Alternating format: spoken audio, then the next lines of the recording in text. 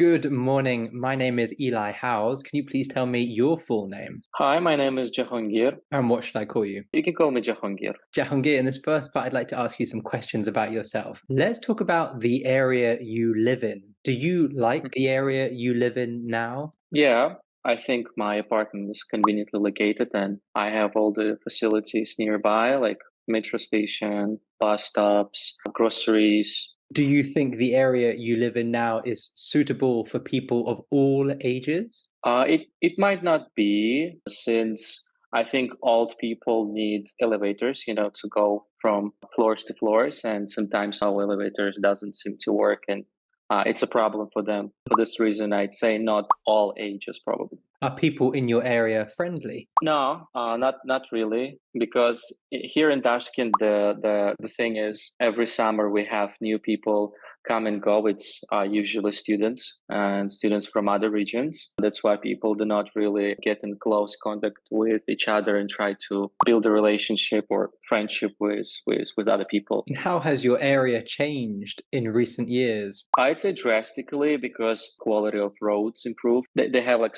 special parking lots, covered parking lots, and now cars do not block the roads themselves, which is much more comfortable than it used to be like a few years back because we often had like a huge like big traffic jam because cars were blocking each other and couldn't get past. So yeah. Let's move on. Let's talk about staying up late.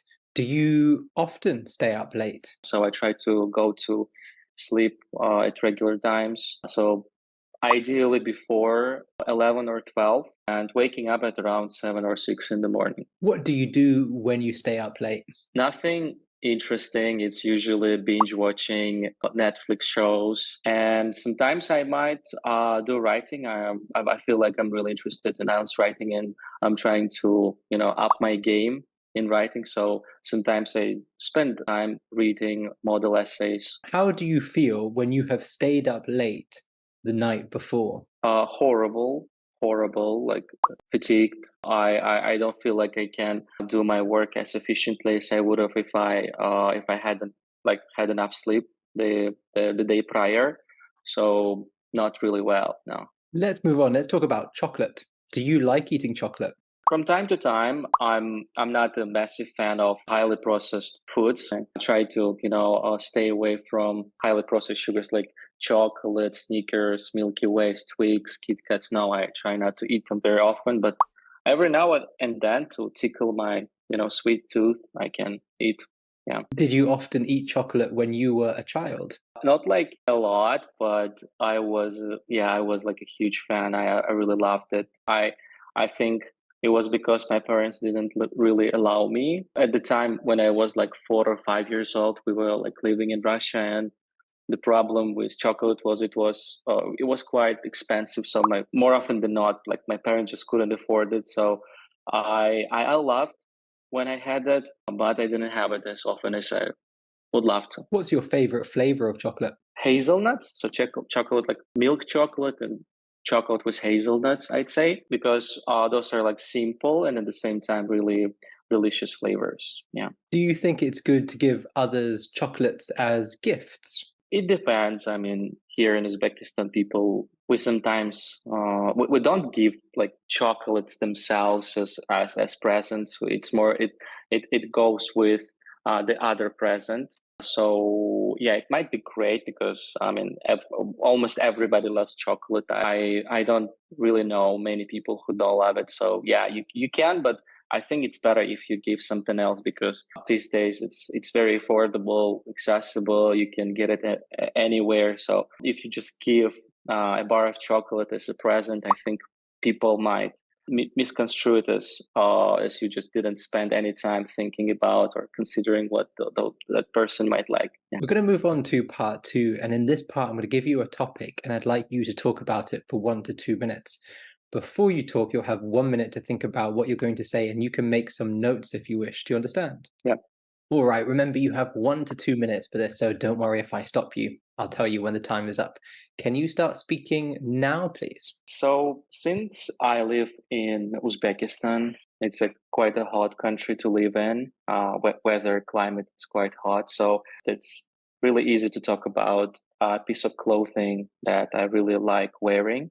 So it's going to be my t-shirts that I usually put on when I go to work, and the one that I have right now. I really love it. And I wear this shirt almost every day. And one of the problems here in Uzbekistan is that when it's summer, it's usually scorching hot and there is nothing else. So if you wear anything with like long sleeves that cover your hands, you start sweating and you start sweating profusely and you don't really want it, especially since I'm a teacher and I always want to look and kind of smell presentable. So if I'm sweaty, that's going to be just a problem for me. And for this reason, I think I wear it like almost every day. Yeah. Another reason might be that it's versatile. I mean, it can go well with almost anything, especially in summer. It's casual and at the same time not really casual, which means I can put it on whenever I go to my work. And Thank you.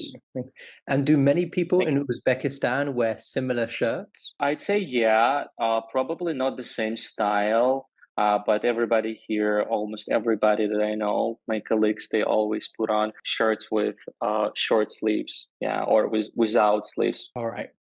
So we've been talking about some clothing that you like to wear, and I'd like to discuss with you one or two more general questions related to this.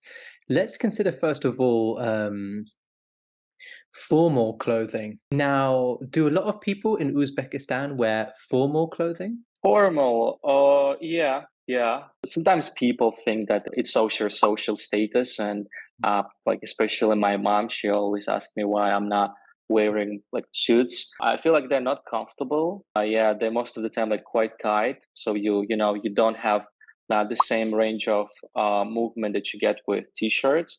But people, yeah, here they wear them quite often, especially if they are working at some government at some official jobs where they, I guess, have to look presentable. Do you think that there's a generational shift in the way that we view formal clothing? I wouldn't say in terms of formal clothing, it's been the same, I think, in the last like 50, 60 years, because if you watch some old Hollywood movies, you'd see that the actors, the characters, like they used to wear the same stuff, the same suits that people often do today. So I would say there hasn't been a considerable shift now.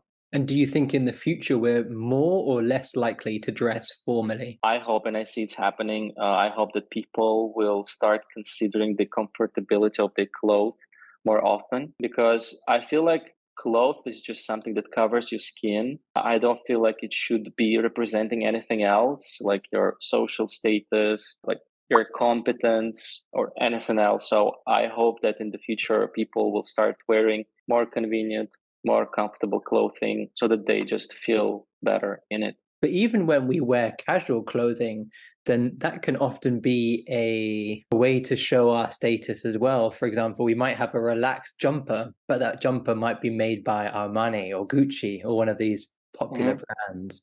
So don't you think casual clothing can also be used as a way to show status? It can, absolutely. Yeah, no questions.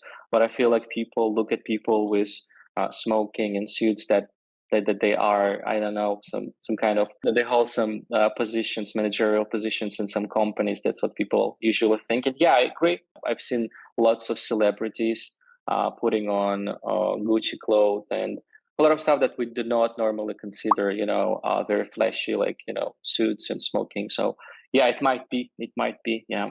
Yeah, Let's move on. Let's talk about uniforms. Do you think it's a good thing for school children to wear uniforms? I don't know, honestly. I've discussed this with some of my friends, and they told me that I told them that it shouldn't really, by putting on a suit, you're not automatically become smarter, more skilled, more competent, more focused. I don't believe in that. Like, I even think the opposite is true. It's better if you allow children to put on whatever they like, whatever they feel, so they just don't feel, restricted by their clothes, and they can just solely focus on their subjects, just do their studying. That's it. So I'd say it's better if, well, children were like everywhere allowed to put on whatever they like. Mhm. But at the same time, some of my friends told me that What if they are trying to escape, school, and if they have that clothing, you can easily find them. And I'm like, it doesn't happen as often. And yeah, so yeah, Okay, thank you very much. That is the end of the speaking test. thank you. So Appreciate it. I know you are a teacher in Uzbekistan, in Tashkent, and so because of that, I guess you've done the IELTS test quite a few times. What is the highest score you've ever got in IELTS speaking? To be honest, I've taken IELTS itself about right now at 6 times so far, 6 times. So in three of my attempts, I got a 7.5. For the first few years of my teaching, I was desperately trying to get an 8. And then the other two attempts, I think I got an 8. And now the last time I got an 8.5. And talking about that, the last attempt that it was like a week ago. It was fantastic. I'm gonna be honest with everyone who is watching and listening that I didn't do. I don't think I like showcased my full potential during the speaking part of my test. But so there was an element of luck. So overall, it was great. I got an 8.5, like the score of my dreams. I really wanted that. And so you probably want to know the sub scores. Yes, yes. Yeah, yeah. So the sub scores were like cherry on top because in my speaking, reading, and listening, I got this absolutely amazing nines. Yeah, so I'm proud of that. I feel great. Yeah, and in my writing, I got a 7.5, which meant I was a point 0.5 shy of a 9. But anyway, I'm just grateful. I'm grateful. Yeah. It's incredible. So you've gone from 7.5 to band 9 in IELTS speaking. First of all, 7.5 is an amazing score, and that's the dream for many, many people. It's also amazing to be able to go up to band 8, 8.5, 9. So that's going up kind of 3 band scores, 3 half band scores. What do you attribute that progression to? How did you improve? I watched a lot of interviews, like the ones you had with Diorbek. Then the questions I got, I knew all of the topics, even the topics even the topics I had during this interview. I revised them a lot, Right. with my students on my own. So it was a lot of practice, a lot of input. Also made lots of mistakes, tons of mistakes, and I might attribute it to making lots of tons of mistakes. And I tried to listen to feedback that my teachers would give me as much as I could. Yeah.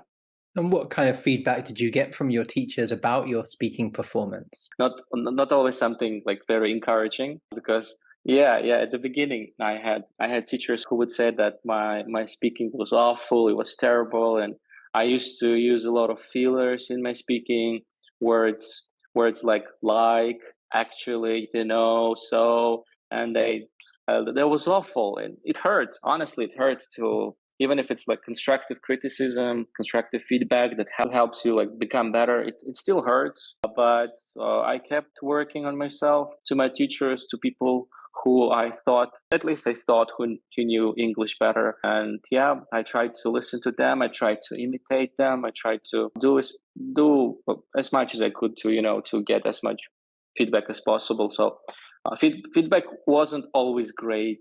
Yeah, and it hurts sometimes, but yeah, it helps you grow. Yeah. It's interesting because the one thing that I'm really struck by from this IELTS speaking test is how kind of natural you are. First of all, you're wearing a kind of very natural shirt. Your body language is very natural. You're kind of leaning in, but also in the way that you talk. You say, yes, you've revised these topics before, but nothing that you say seems memorized. It kind of sounds like you're thinking, and then as you're thinking, you're verbally showing me your thoughts. And that just feels like a very natural conversation style to me. So when I'm doing this test with you, I'm really thinking, wow, he finds this very easy. He's just telling me what he thinks, what his opinions are, what his experiences are. And even if he doesn't know the answer immediately, he's showing me his thinking to get to the answer. And so it seems like a very natural, confident speaking test to me. That was so lovely to hear that, honestly. Okay. Yeah, thank you. That's a huge compliment for me. Yeah, that's a huge one. That's a really great one. Thank you. Great. Appreciate it. Yeah, you don't get to hear that often. I mean, I do get it from my students, from some of my colleagues. Yeah, but it happens so rarely. Thank you, appreciate it. It sounds to me like maybe some of the teachers in Uzbekistan are much more strict and harsh than I am. I don't think so. I'll tell you. I feel like native speakers of English tend to be less harsh than non-native examiners. I'm not trying to say that somebody is good or bad, no, but I feel like that here in Uzbekistan, when you have a speaking with a non-native, they usually give you, like in my case, they usually give me an 8 or an 8.5. Again, absolutely amazing scores, nothing wrong with them. Yeah, but I think every time you'd like to get something higher. So I actually never got a 9 before my official speaking exam, and my examiner was Tim. I think he is from Britain. I suppose he's from Britain. Yeah. I am based on the accent. So yeah, like the thank you. I really appreciate the comment. So yeah, thank you.